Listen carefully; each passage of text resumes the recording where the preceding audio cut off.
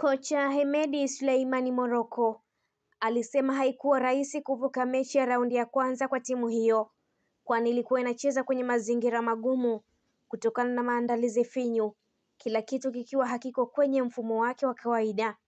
Pia mashabiki wake iliyowazoea uwanjani, ikiwa uwanja wa Benjamin Mkapa juzi. Simba ililazimishwa sare ya bao 1-1 dhidi ya Gaborone United ya Botswana katika mchezo mkali na mgumu, ambapo wekundu wa Msimbazi Simba walinufaika na ushindi wa bao 1-0 waliopata wiki moja iliyopita nchini Botswana, hivyo kutinga raundi inayofuata kwa ushindi wa mabao 2-1.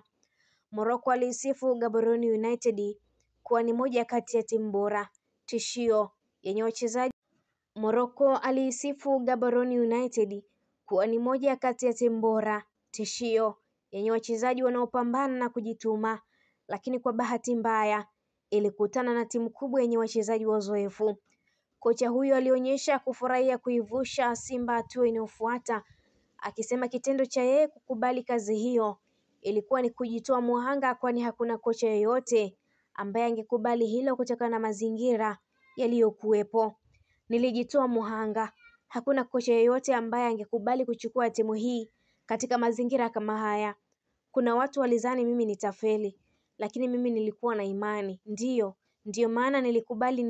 Nilijua ugumu wa kazi hii, na kama isingeshindikana ingekuwaje, lakini kama nilivyotegemea nimefanikiwa. Nimefurahi sana, alisema Morocco ambaye ni kocha wa timu ya taifa ya Tanzania Taifa Stars.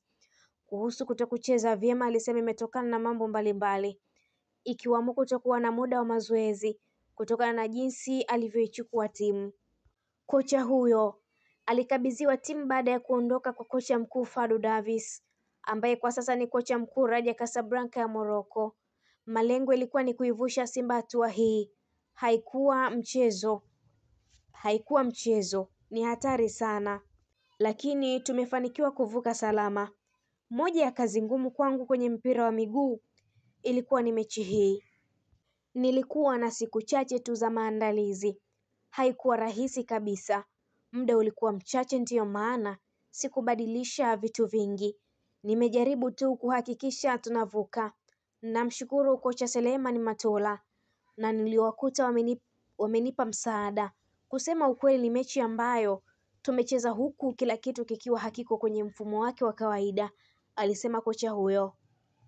Akiwazungumzia wapinzani wao, alisema ni moja ya timu bora ambayo isingekutana na Simba ingefika mbali sana kwenye ligi ya mabingwa Afrika. Lakini pia amesema kama wekundu wa Msimbazi Simba wamevuka vikwazo wakiwa kwenye mazingira hayo magumu, basi watafika mbali kwenye michuano hiyo, kwani kila kitu kitakaa sawa muda si mrefu. Tumecheza na timu nzuri sana, ukiiona utaidharau, lakini ni timu bora na ngumu kweli. Ina wachezaji wazuri wanaopambana, wanajituma, wanataka kushinda. Halafu ukichanganya na kwamba walikuwa wanacheza na Simba, walikuwa wanataka kuonesha uwezo wao ili waonekane, alisema. Aliongeza kuwa kucheza bila mashabiki wake kulifanya wachezaji wawe na morali ya chini na kuwapa nguvu wapinzani wao. Kucheza bila mashabiki pia kuliwapa nguvu wapinzani wetu, kulipunguza pia morali yetu. Nafikiri tungecheza na mashabiki tungeweza kushinda hata mabao 4, alisema Morocco. Mashabiki wa Simba walilazimika kuangalia mchezo huo kwenye runinga kutokana na kufungiwa na shirikisho la mpira wa miguu Afrika CAF kwa kile kilichodaiwa kufanya vurugu kwenye mchezo wa robo fainali ya kombe la shirikisho msimu uliopita dhidi ya Al Masry ya Misri.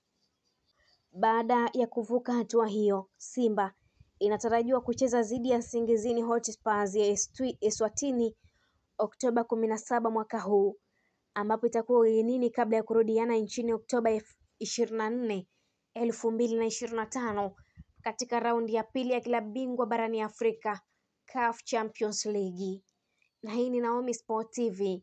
Endelea kutufuatilia, pia usisahau kulike, kushare, kucomment pamoja na kusubscribe channel yetu ili uendelee kufurahia taarifa zetu za kimichezo kutoka ndani na nje ya mipaka ya Tanzania. Allow notification ili uendelee kupata taarifa zetu kwa haraka zaidi. Subscribe, share, comment, like. Niliyekuandalia na kusomea taarifa hii ni mimi Sport Lady. Hadi wakati mwingine, endelea kusalia na Naomi Sport TV. Hadi wakati mwingine, uwe na wakati mwema. Bye bye.